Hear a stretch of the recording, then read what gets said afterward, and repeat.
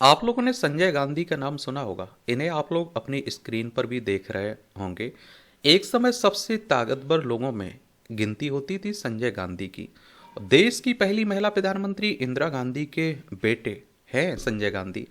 और जो मेनका गांधी है ना, उनके पति का नाम था संजय गांधी। आखिर इमरजेंसी की वो फिल्म कौन सी थी जिसने संजय गांधी को जेल भिजवाया था? ये क्या कहानी है, इसके बारे में हम लोग बात करते हैं। 1975 से 1977 तक जो राष्ट्रीय आपातकाल लगाया गया था ना, उसकी बात हो रही है, इमरजेंसी की बात हो रही है। अनुच्छेद 352 को पढ़ेंगे तो राष्ट्रीय आपातकाल की बात की गई। अनुच्छेद 356 में राष्ट्रपति शासन की बात की गई। अनुच्छेद 360 में वित्तीय आपातकाल की बात की गई है। 1975 में भारत में जब आपातकाल लगा तो उस दौरान संजय गांधी पर कई तरह के आरोप लगे थे। कथित ज्यादतियां और जबरन नसबंदी, सरकारी कामकाज में दखल, मारुति उद्योग से जुड़ा विवाद। हालांकि आपातकाल के बाद जब उनके खिलाफ कानूनी मामले चले तो उन्हें जेल एक फिल्म के मामले में जाना पड़ा। संजय गांधी पर आरोप था कि आपातकाल के दौरान 1975 में बनी फिल्म किस्सा कुर्सी का के प्रिंट उनके कहने पर जलवाए गए थे। यह फिल्म उन्हीं पर आधारित एक राजनीतिक व्यंग्य स्पूफ थी। किस्सा कुर्सी का फिल्म ने पहुंचाया जेल ने। फिल्म किस्सा कुर्सी का जनता पार्टी के सांसद अमृत नाहटा ने बनाई थी और जिसके नेगेटिव जब्त कर लिए गए थे और बाद में कथित तौर पर जला दिए गए थे। और आप देखिए, इमरजेंसी के बाद बने शाह कमीशन ने संजय गांधी को इस मामले में दोषी पाया था और कोर्ट ने उन्हें जेल भेज दिया था। हालांकि बाद में यह फैसला पलट दिया गया था।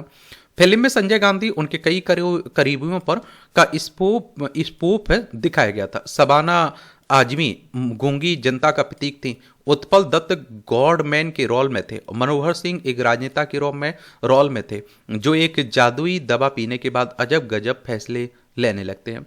1978 में इसे दोबारा बनाया गया, लेकिन संजय गांधी को जेल पहुंचाने वाली फिल्म जब रिलीज हुई कब आई और कब गई किसी को पता भी नहीं चला।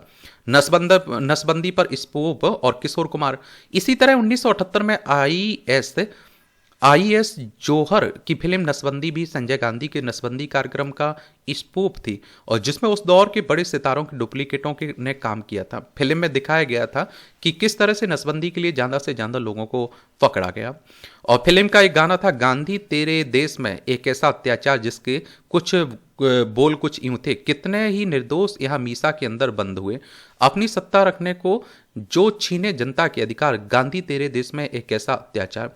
इसे इत्तेफाक कहिए या सोचा समझा कदम कि एक गाना किशोर कुमार ने गाया था। दरअसल इमरजेंसी के दौरान किशोर कुमार उस वक्त बहुत नाराज हो गए थे जब उन्हें कांग्रेस की रैली में गाने के लिए कहा गया था। प्रीतीश नंदी के साथ छपे एक इंटरव्यू में उन्होंने कहा था, मैं किसी के आदेश पर नहीं गाता। और आप देखते हैं कि अंजाम तो सभी जानते हैं कि बाद में किशोर कुमार के गानों पर ऑल इंडिया रेडियो ने बैन लगा दिया था। नसबंदी फिल्म का एक और गाना था, क्या मिल गया सरकार इमरजेंसी लगा के, जिसे मन्ना डे और महेंद्र कपूर ने गाया था। शोले पर भी गिरी थी गाज। कई मशहूर फिल्मों को भी इमरजेंसी के कारण मुश्किलें उठानी पड़ी थी। फिल्म शोले के आखिरी सीन में असल में रमेश सिप्पी ने दिखाया था कि ठाकुर कीलने लगे जूतों से गब्बर को रौंद देता है, लेकिन वो इमरजेंसी का दौर था और सेंसर बोर्ड के नियम काफी सख्त थे। वो नहीं चाहता था कि ऐसा कुछ भी दिखाया जाए जिससे लगे कि कोई कानून अपने हाथ में ले सकता है। सेंसर बोर्ड चाहता था कि गब्बर को पुलिस के हवाले कर दिया जाए, लेकिन रमेश सिप्पी अड़ गए। और अनुपमा चोपड़ा की किताब शोले द मेकिंग ऑफ एक क्लासिक में वो लिखती हैं कि सिप्पी परिवार ने कई जान पहचान वालों तक अपनी बात पहुंचाई। बाप बेटे आपस में भी उलझ बैठे। एक समय रमेश सिप्पी ने फिल्म से अपना नाम हटाने का भी मन बनाया। वकील रहे जीपी सिप्पी ने बेटे को समझाया कि इमरजेंसी में कोर्ट जाने का कोई फायदा नहीं है, तो कुछ और ही होती शोले। रिलीज की तारीख तय थी 15 अगस्त 1975 और 20 जुलाई गुजर चुकी थी। संजीव कुमार सोवियत संघ में थे। वे तुरंत भारत लौटे और आखिरी सीन दोबारा शूट हुआ, डबिंग और मिक्सिंग हुई। सेंसर ने रामलाल को वो सीन भी काट दिया जिसमें वो जोर जोर से ठाकुर के उन जूतों में कील ठोकता है जिसे ठाकुर गब्बर को मारने वाला था, क्योंकि रामलाल की आंखों में विद्रोह की झलक थी। और इस तरह इमरजेंसी के दौरान शोले तैयार हुई, लेकिन ये वो फिल्म नहीं थी जो रमेश सिप्पी बनाना चाहते थे। और आप देखिए, गुलजार की फिल्म आंधी का किस्सा तो जग जाहिर है। कई लोगों का आरोप था कि ये इंदिरा गांधी की जिंदगी पर आधारित थी। इमरजेंसी के दौरान बैन कर दी गई थी और किशोर कुमार, जयप्रकाश परबैन।